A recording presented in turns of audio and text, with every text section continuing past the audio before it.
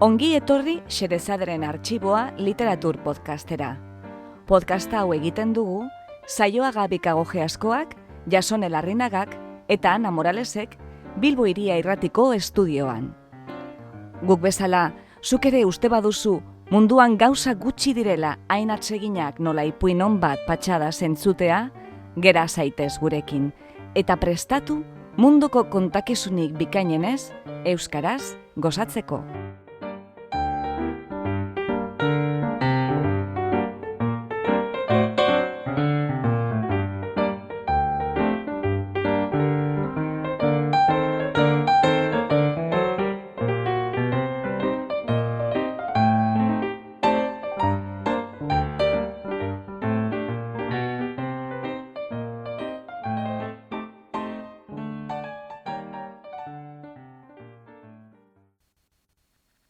Gaur, Xerezaderen Artxiboan, Istorio hiperlaburrak. Egileak, Mario Benedetti, Eduardo Galeano, Augusto Monterroso eta Julio Cortázar. Itzultzailea, Gerardo Markuleta. Lau idazleren ipuinak dakartzagu gaurko saioan. Badira zenbait ezaugarri idazleok biltzen dituztenak. Laurak dira 20. mendekoak. Laurak Hegoamerikarrak, Benedetti eta Galeano Uruguaikoak, Monterroso Guatemalakoa eta Cortázar Argentinarra. Laurek idatzi dute gaztelaniaz, laurak izan dira ezkerreko aktivistak, eta laurek landu dituzte mikroipuinak. Mikroipuinen begibistako ezaugarri bat, izenak adierazten duenez, laburtasuna da. Testu trinkoak dira. Batzuetan epigrama edo teorema modukoak. Sarritan, konturatzen garenerako, amaitu egin dira, eta hau zabal ikusten gaituzte, begiak txiribitaz beteta, aurrean zabaldu zaizkigun posibilitate harrigarri ez zorabiaturik. Barre egiten digute, birrindu egiten dituzte gure usteak, eta zentzua bilatzen jarraitzera zirikatzen gaituzte. Zubisalto literario moduko bat egitea bezalakoa da. Jauzi egingo dugu?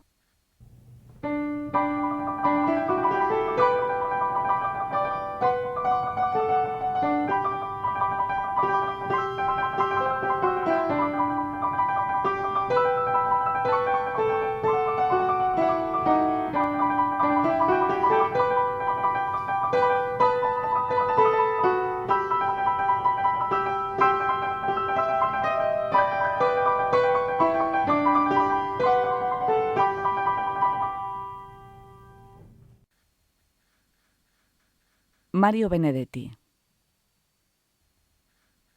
Salbuespenak salbu. Haize bolada izoztu bat nagusitu zen hitzaldi aretoaz, Luciano jaunak, bere ospe handia eta iritziak adierazteko ahalmen ikaragarri osoa erabiliz, hitzaldiaren erdialdera arnasa hartu zuenean, honakoa esateko. Ohi dudanez, argi eta garbi mintzatuko natzaizue. Herri honetan, eta salbuespenak salbu, nire lanbidean jende salkor, ergel, txoriburu eta noiz nolakoa besterik ez dago. Hurrengo goizean, 8:00 deitu zion idazkariak. Luciano jauna, sentitzen dut hain goiz purausteak ematen hastea, baina oraintxe bertan pasadidate abizua, zure etxe aurrean 500 bat pertsona daukazula zain. Bai? Erantzun zuen gogo honez irakasle jaunak. Eta zer nahi dute ba? Ba, zorion agurra eman eta beren mirezpena adierazin nahi omen dizute. Baina, zein dira? Ez dakit seguro, Luciano jauna. Berek, salbuespenak direla diote.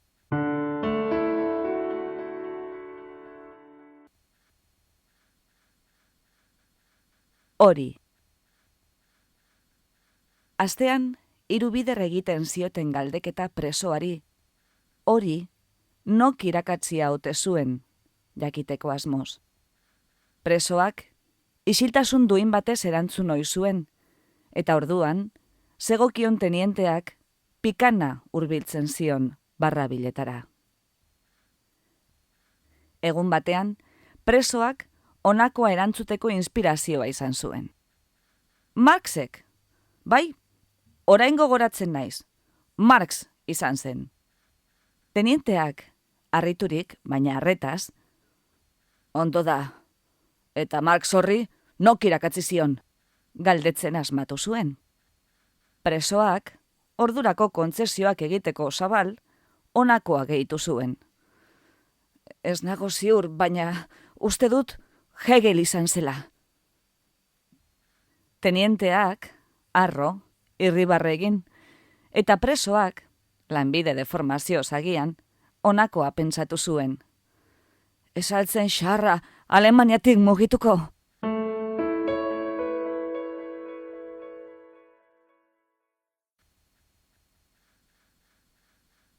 Etzen arrunta, ez, haien maitasuna. Lizunkeriatan ibiltzearen atxilotu zituzten. Eta azalpenak ematen hasi zirenean, etzien inortxok ere sinetsi. Egia esan da, haien maitasuna, etzen batere arrunta. Bata, klaustrofobiak jota zegoen. Bestea, berriz, agorafobiak. Hauxe zuten arrazoi bakarra, larrutan, atarietan egiteko.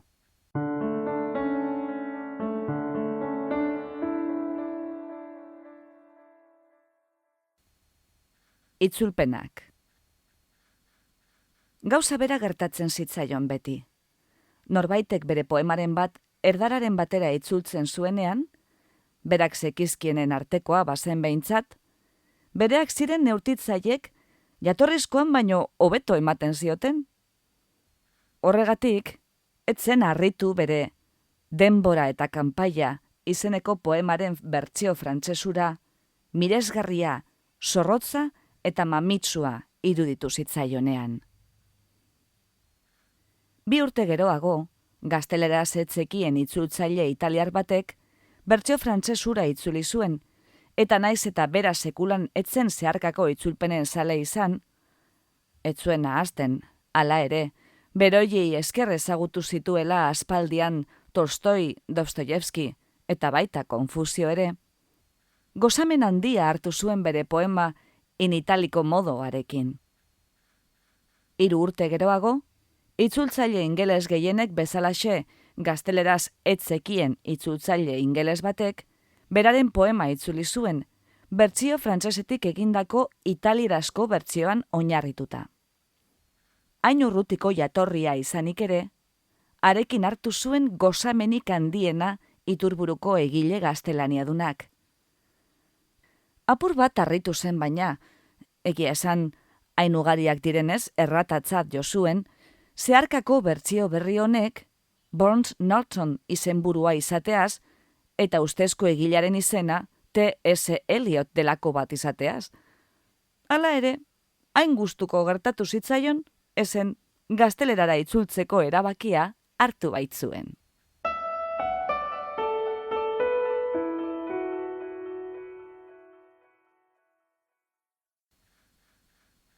Urte askotarako. Taberna baten barraren ondoan ezagutu zuten elkar, nork bere garagardo pitxerra horrean zuela, eta solasaldiari ekin zioten, hasiera batean, ohi denez, eguraldiaz eta krisiaz, gero gai orokorren eta ez beti arrazionalki lotorikoen gainean. Gizon argala idazlea omen zen, bestea, berriz, gizon arrunta. Argala idazlea zela jakin bezain laster, bestea artista izaera laudatzen hasi zen, bere esanetan idatzi ahal izatearen privilegio soila. Ez zazula pentsa hain ederra denik, esan zion argalak. Badira ere, babesgabe sakonean zauden uneak. Norberak idatzi duen guztia, zaborra besterik ez dela pentsatzen duen uneak.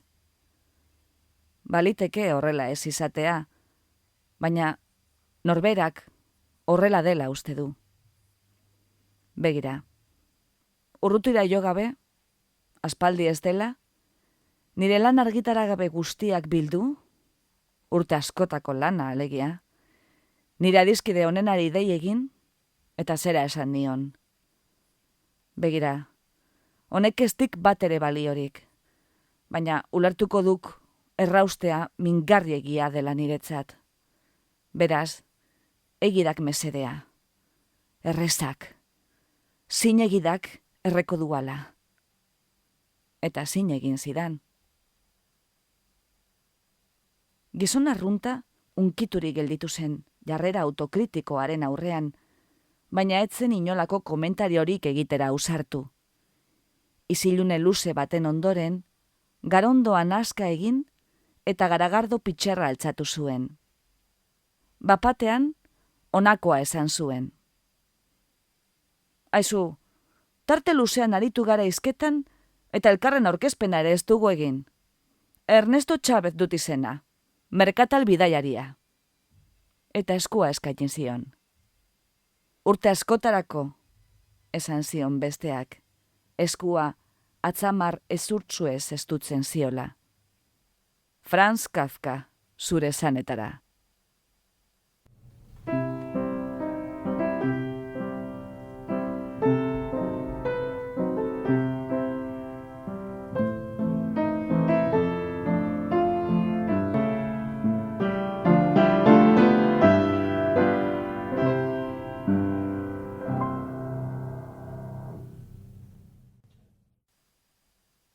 Eduardo Galeano. Krimen biribila. Londresen honela doa kontua. Berogailuek irentzitako txamponen truke ematen dute beroa. Eta negu gorrian, antzeuden exiliatu Hegoamerikar batzuk hotzak dardarka, txamponik bat ere gabe, pisuko berogailua martxan jartzeko. Begiak erradiadoreari josita zituzten, betasalak mugitu ere egin barik. Totemaren aurreko debotoak ziruditen, gurtze posturan, baina izan, naufrago miserableak ziren. Imperio Britainiarra akatzeko modua asmatu guran. Latorri edota kartoizko txamponak ipinezkero, berotuko zuen berogailuak, baina dirubiltzaileak aurkitu egingo zituen gero adar jotzearen astarnak. Zer egin, esaten zioten elkarri exiliatuek. Hotzak malaria bailitzen jartzen zituen dardarka. Eta lako batean, beretako batek, oihu itzela bota zuen, mendebaldeko zibilizazioak kolokan jartzeko tamainakoa. Eta honelaxe sortu zen, izotzezko txampona, gizon izoztu batek asmatua. Segituan ekin zioten lanari. Argizariz txampon britaniarrak ederki imitatzen zituzten moldeak egin, gero urez bete, eta izozkailuan sartu zituzten. Izotz txamponek ez zuten astarnarik ikusten, beroak urtu eta lurrun bihurtzen baitzituen. Eta honela, Londoneko piso hura, Karibe itsasoko hondartza bilakatu zen.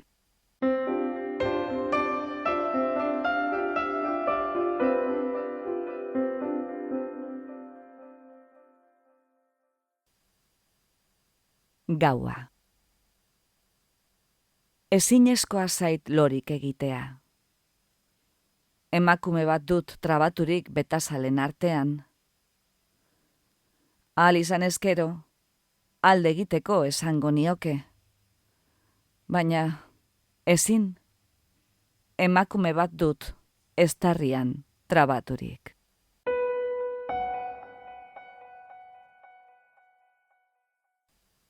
Teologia bat. Kateximak irakatsi zidan, haurtzaroan komenientzia sonekiten eta beldurrez gaitz ez egiten. Jainkoak, zigorrak eta sariak eskaintzen zizkidan, ifernua egiten zidan mehatxu eta zeruaren promes. Eta ni, beldur nintzen, eta sinetzi egiten nuen. Joan dira urteak. Ez dut dagoeneko, ez beldurrik, ez sinesmenik. Eta, edozelan ere, pentsatzen dut, burduntzian erren asaten merezi badut, hala izan dadila. Honela, purgatoriotik libratuko naiz, erdi mailako turista zatarrez beterik egongo data. Eta, azken finean, zuzen eta legez gertatuko da. Zinez, merezi dut. Ez dut inoiz inor hil, egia da. Baina adore eta denbora faltaz izan da, eta ez gogo faltaz. Enaiz igandeetan mesatara joaten, ez da jai egunetan ere. Besteren emazte ia guztien gutizia izan dut, itxusiena izan ezik, eta beraz, apurtu egin dut, asmoz behintzat, Jainkoak berak Moisesen oholetan sakralizaturiko jabetza pribatua. Ez duzu besteren emazteren gutiziarik izango, ez da zezenena ere, ez astoena. Eta gutxi balitz, maitasun ekitaldiak burutu ditut, aurrez pentsaturik eta gogoz, langileen kopuru handitzeko asmorik bat ere gabe. Ondo txodakit zeru altuan ezin ikusi dutela aragizko bekatua. Baina, susmoa dut, Jainkoa ezagutzen ez duen zerbait ari dela kondenatzen.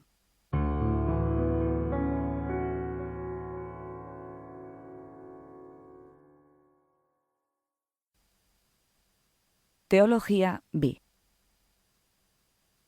Kristauen jainkoak, nire haurtzaroko jainkoak, ez du larrutan egiten. Agian, larrutan sekula egin ez duen jainko bakarra da, giza historian zehar izan diren erlijio guztietako jainko guztien artean. Pentsatzen dudan bakoitzean, erruki diot. Eta orduan, barkatu egiten diot niretzat superaita zigor jartzaile izana, munduko poliziburua.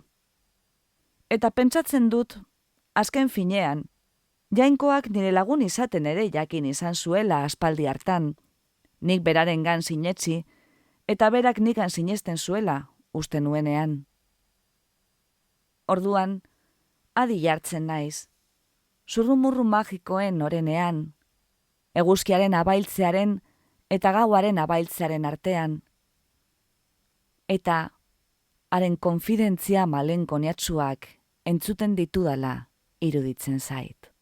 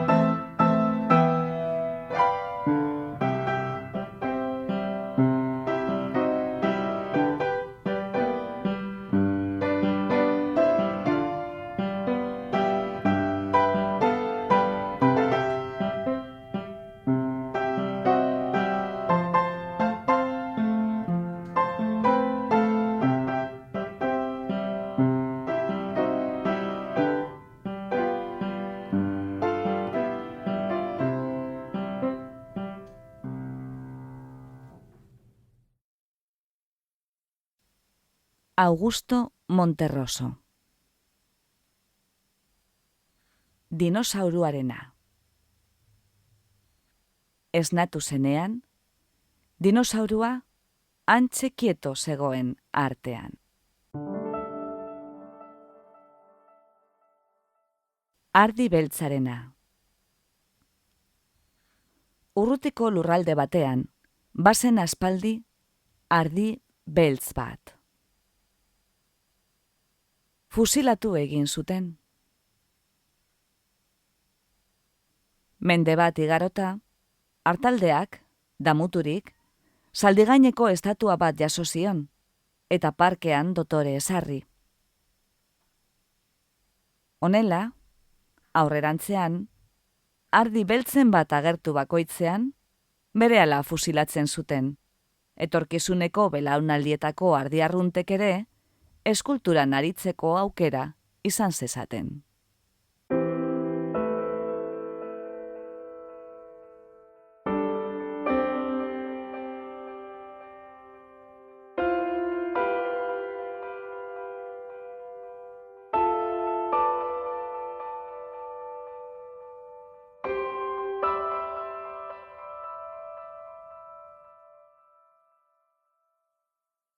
Peneloperen oihala, edo nok nori egiten dion iruzur.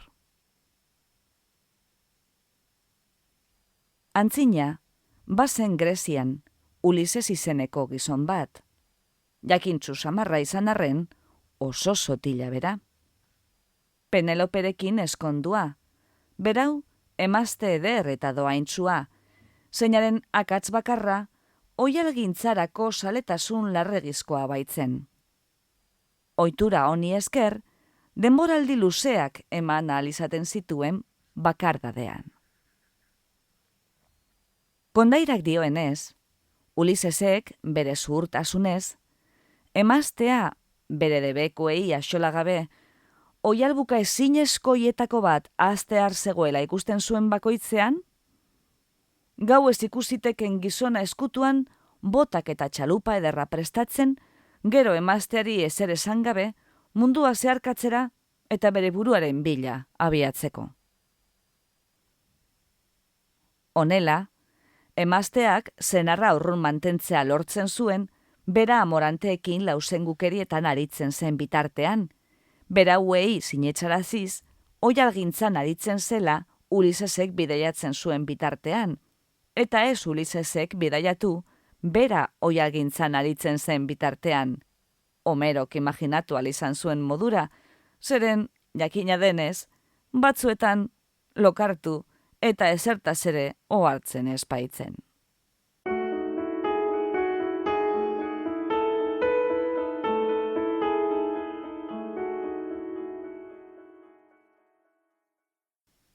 Paradisu akastuna.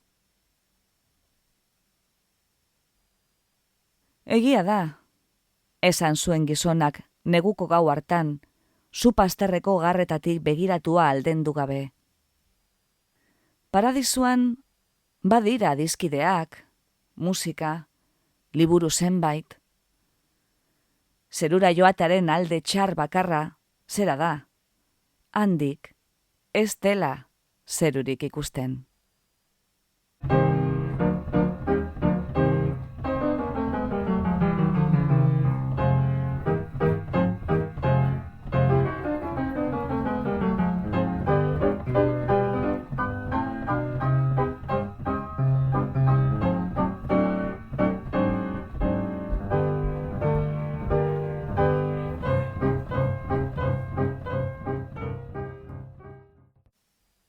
Julio Cortázar. Benetako istorioa. Gizon bati antiojuak lurrera erori zaizkio, arlauzen kontra jotzean zarata izugarria eginez. Gizona, makurtu eginda, oso penaturik, antiojuen beirak garesteak baitira oso, baina harrituriko hartu da, mirariz, ez zaizkiola apurtu. Orain gizonak eskerron sakona sentitu eta gertatutakoa bizu lagungoitzat hartu du. Beraz, optika etxe batera joan eta larruzko estutxea koltxatu babesgarri bikoiztuna erosi du, zer gerta ere. Ordu bete geroago, ez dutxea erori zaio, eta kezkarik gabe makurtzean, ohartu da antiojuak hauts eginik geratu direla.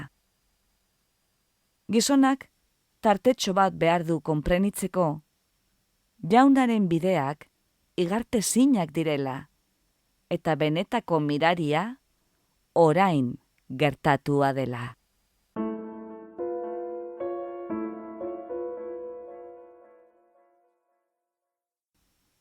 Rayuela, 7. atala. Zure ahoa ukitzen dut. Behatz batez, zure ahoaren ertza ukitzen dut. Marrastuz noa zure ahoa nire eskutik bertatik sortuko bailitzan. Zure ahoa orain txelen aldiz irekiko bailitzan. Eta nahikoa zait begiak istea, guztia desegin eta berriz ere hasteko.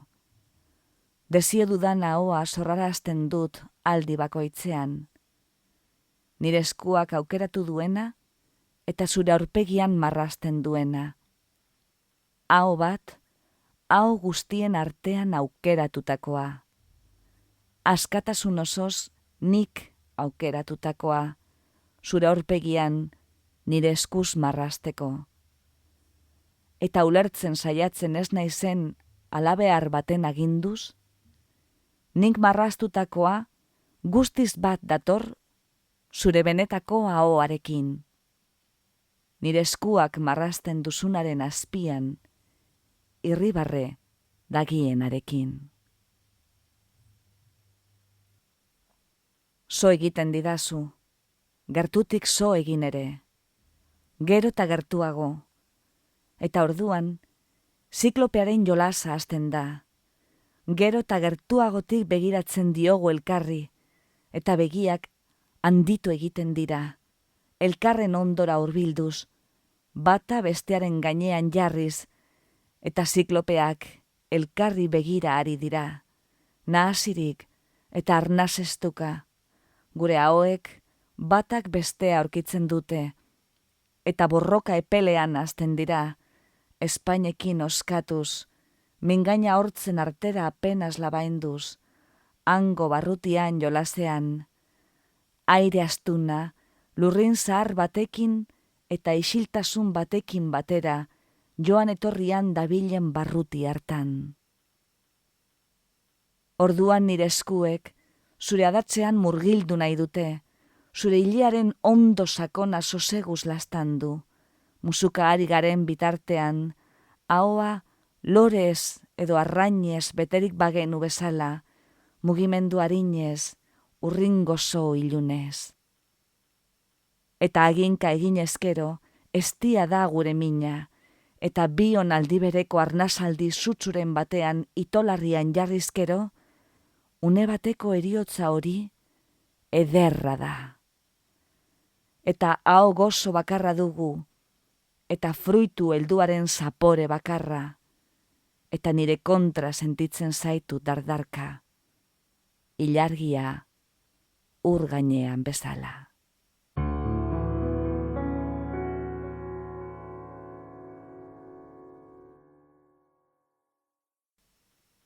Maitasuna 77.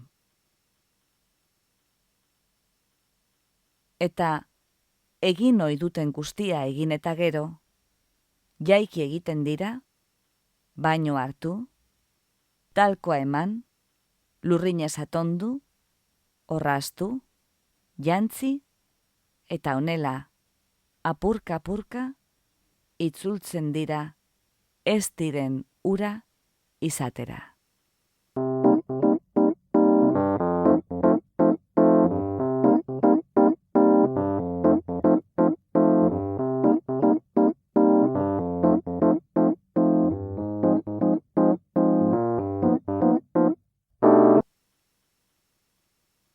Entzun dituzu, istorio hiperlaburrak. Egileak, Mario Benedetti, Eduardo Galeano, Augusto Monterroso eta Julio Cortázar. Itzultzailea, Gerardo Markuleta.